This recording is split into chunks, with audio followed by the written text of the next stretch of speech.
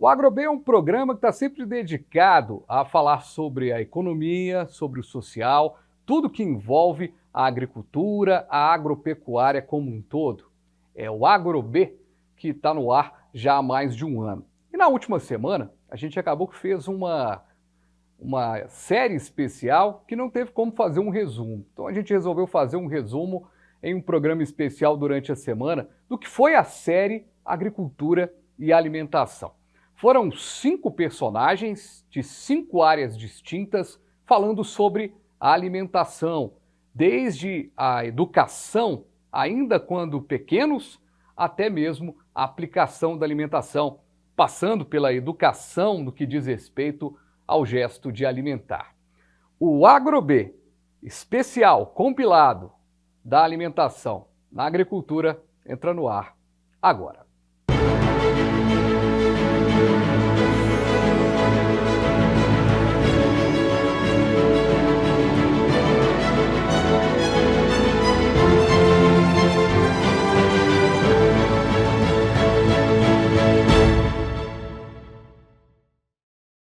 Que bom, mas que bom que você está aqui comigo no canal Viver Brasil. Estamos chegando aqui no 527 da Claro, 9 Claro, também no HD e no analógico para você acompanhar a nossa programação. E hoje a gente vai falar aqui sobre a série Alimentação no Agro e a gente vai começar falando justamente do primeiro episódio, que foi exatamente com a Pamela Lopes, nutricionista materno-infantil. Ela falou sobre como a alimentação se dá na infância e a gente começa a entender o mundo a partir do alimento. A proximidade, essa palavra já fala muito da gente ter uma familiaridade, né? E para isso acontecer, eu preciso ter isso no meu dia a dia. O alimento, ele faz parte da nossa história desde pequeno, desde sempre. O bebezinho que está lá sendo amamentado já tem um contato com o melhor alimento que existe, que é o leite materno.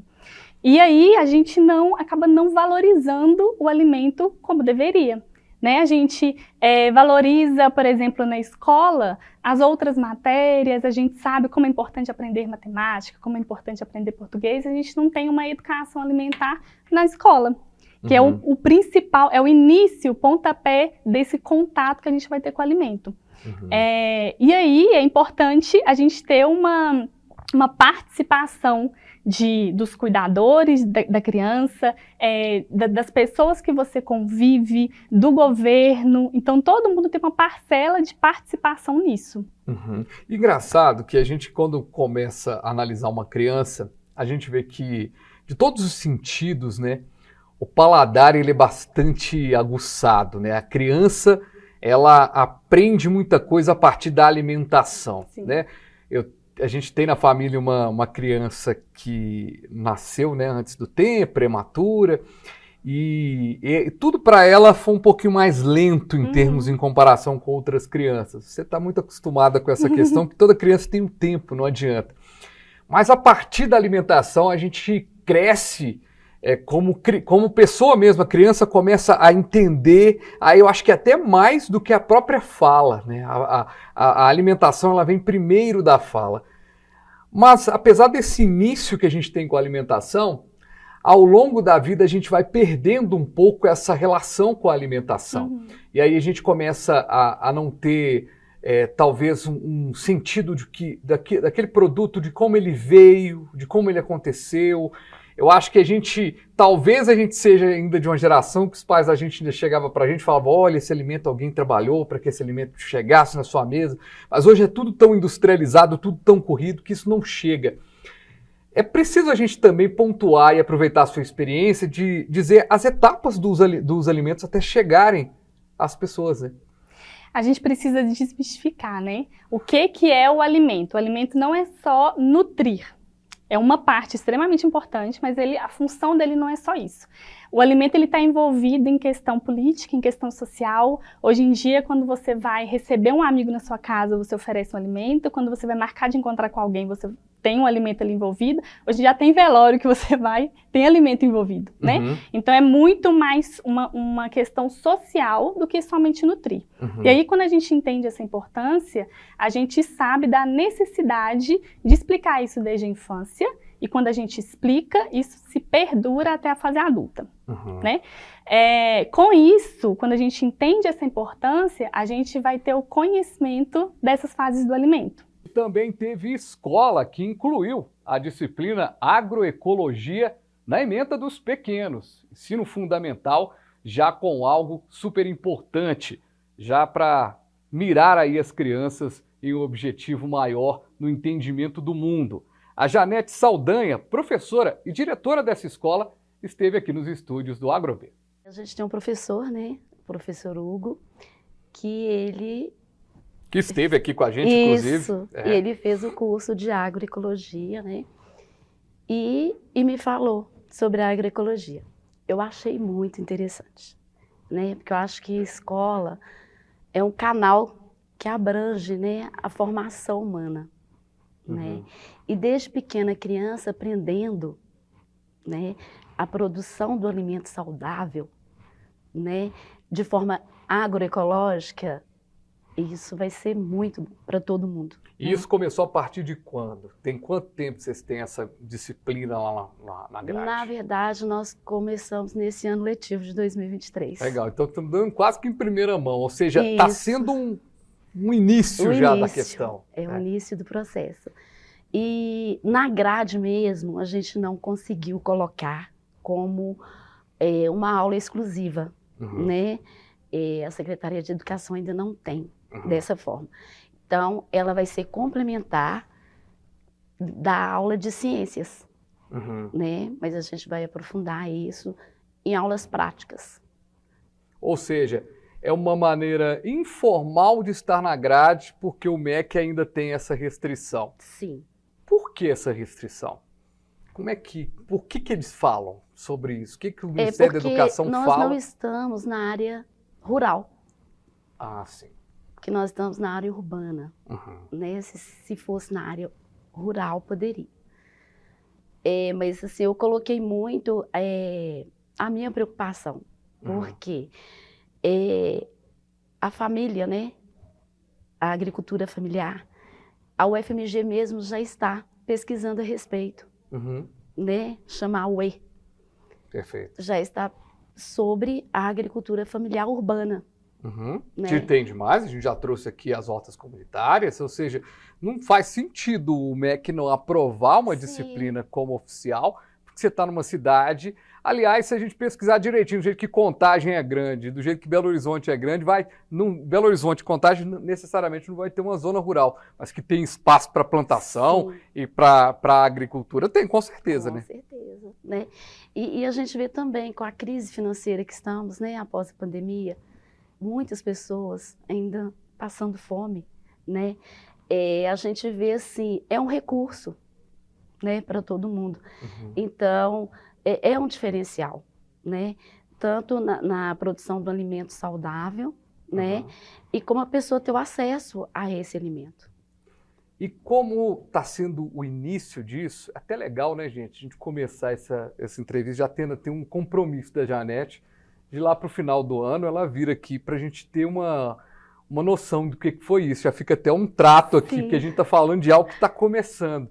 Depois a gente pode até trazer alunos e trazer uma experiência aqui do que foi, porque é sensacional.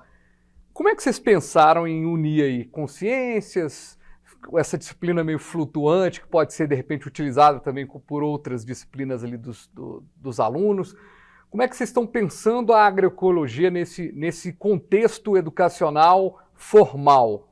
A gente falou até isso aqui no programa Economia Agora, que é o outro programa que eu apresento aqui na casa. A gente falou sobre essa educação formal, nas formas de educação que são diferentes. Então, você aprende conteúdo de maneiras diversas hoje. E a escola é só mais um ponto de educação e precisa ainda seguir umas formalidades. Ou seja, como é que vocês vão tentar trabalhar isso aí para ser melhor atribuído ali à agroecologia? A gente vai complementar as ciências, né? Porque a gente estuda plantas, estuda tudo em ciências.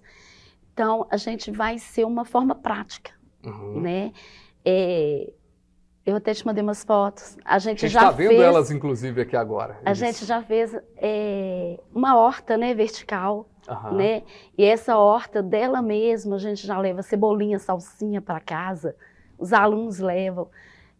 Plantamos também ervas, né? Chás, erva cidreira, camomila.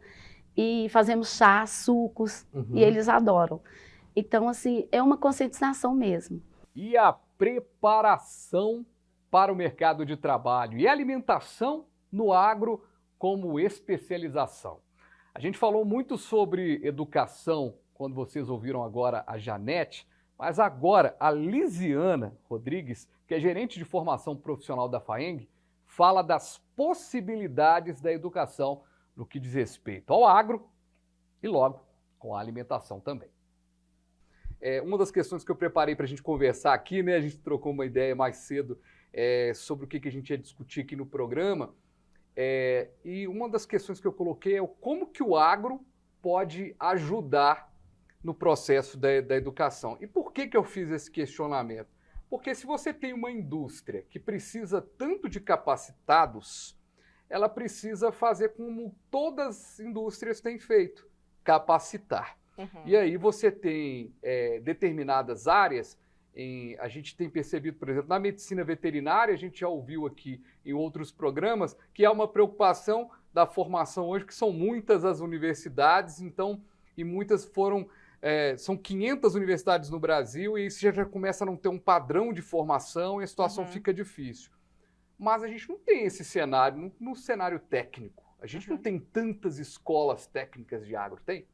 Não, na verdade é o seguinte, eu posso dizer porque eu fiz zootecnia, então é uma área correlata. A gente tem muita aula prática, mas a vivência do dia a dia você tem que correr atrás. Então depende muito do aluno buscar essa prática. E o Senar, ele já tem um viés diferente. Os nossos treinamentos, as nossas capacitações, elas são todas focadas no mão na massa. Então, se eu trabalho, e não precisa ser letrado, como diz lá no interior, né? Pode ser uma pessoa que não tem nenhuma formação, mas a gente leva um ofício, um treinamento para que ela aprenda a fazer e saia dali fazendo o que é necessário ser feito. Né? Então, por exemplo, dentro da cafeicultura, né? Como é que é feita a poda, a gente vai lá, mostra. Então, a pessoa que participa do treinamento, ela já sai pronta para sair dali e trabalhar em alguma propriedade executando aquela tarefa. Tá? Então, isso é um ponto que a gente trabalha muito fortemente, de levar esse conhecimento para o produtor rural. E aí a gente faz esse viés também de prepará-los tanto para as atividades, né, mas também uma conscientização da importância da preservação do meio ambiente. Todos os nossos treinamentos a gente aborda um pouquinho disso, né, para plantar essa sementinha e dar continuidade à atividade da melhor forma possível, com processos sustentáveis que sejam coerentes com a nossa necessidade atual. Pois é, e nesse momento em que a gente precisa tanto de crescimento do agroforte, no meio do caminho você citou uma coisa super interessante, que é a agricultura familiar, que é a dominadora, 85% ali da turma que precisa de processos organizados, que não tem mais aquela história que a gente aprendeu aqui com o Sebrae, quando também a turma vem do Sebrae prestigiar aqui o programa, que é planejamento, gestão, que chega também no homem do campo de uma maneira mais presente. Hoje, a gente pode dizer que no agro há um classificado de jornal aberto, sempre com oportunidades, tanto para você ser funcionário, quanto também para empreender. Esses 30% de terra brasileira ainda pode crescer mais? Com certeza, Fabiano. É 30% de terra, mas assim, a gente tem um potencial de crescimento muito grande. Por quê? Porque a gente ainda não utiliza todas as tecnologias que nós temos disponíveis. E plantando cada vez menos em espaços menores. Exato. Aliás, plantando cada vez mais em espaços menores. Exatamente, exatamente. E hoje, um grande gargalo que nós temos no agronegócio é exatamente mão de obra. A gente vai para um breve intervalo. Na volta, a gente traz 2 episódios finais dessa série. Foi muito bacana, que passou aqui no AgroBay. Você não pode perder de jeito nenhum. É rapidinho e a gente volta aqui com o nosso jeito diferente de falar sobre agronegócio.